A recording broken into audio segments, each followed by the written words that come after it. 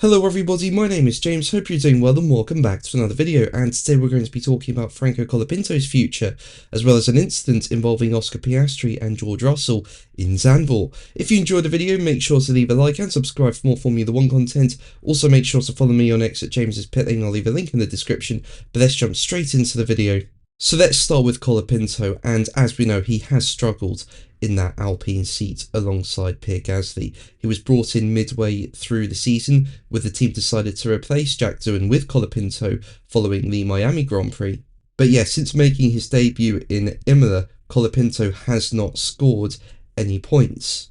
And Alpine's Flavio Briatore has said that Colapinto's performances were not what he expected, with him saying, as quoted by Racing News 365, "I've seen everything already, so I don't think I need to see anything more. I think for this driver, it's very difficult to cope with this car, as they are very, very heavy and very, very quick for a young driver in Formula 1. Maybe it was not the right timing to have Franco in Formula 1, and maybe he needs another year to be part of F1. I'm not happy with the result. This is what's important, and he tries very hard. We try very hard with the engineering team, but it's not what I expected from Colapinto." Now, based off those comments, it does look like, in my opinion, that Briatore does have some doubts over Colapinto. And as we know, Colapinto did perform very well in 2024. He came in midway through the season with Williams and did a really good job.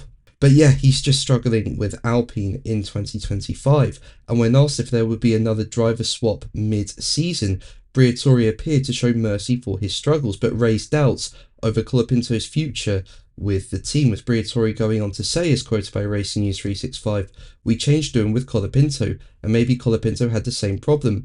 Too much pressure to be in F1. Last year, he had 2 or 3 good races, but maybe to be in the team with a good driver like Pierre, and always to be in competition with him, maybe we put too much pressure on him.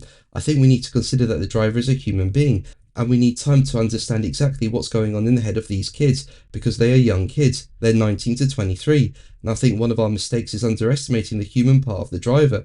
We are always looking for the timing, and maybe I missed something in the management of Colapinto, but as for the future, honestly, I don't know."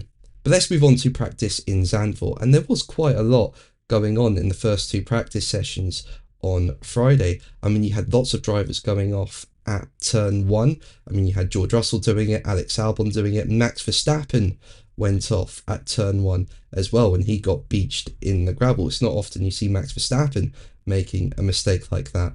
You also had Lewis Hamilton spinning, you had Lance Stroll going into the barrier really, really hard. The good news is that he was okay. But yeah, a lot going on in practice, and there was an incident involving Oscar Piastri and George Russell. Basically, this incident happened in the pit lane, and it looked like Piastri was lining himself up to be pushed back into the garage, and Russell had to slam on the brakes to avoid contact, who was coming down the pit lane. Now, this was investigated following free practice 2, and the stewards said in their verdict that Piastri made 2 changes of direction in the fast lane, causing Russell to brake heavily to avoid a collision, and the stewards decided to fine McLaren €5,000 for the incident.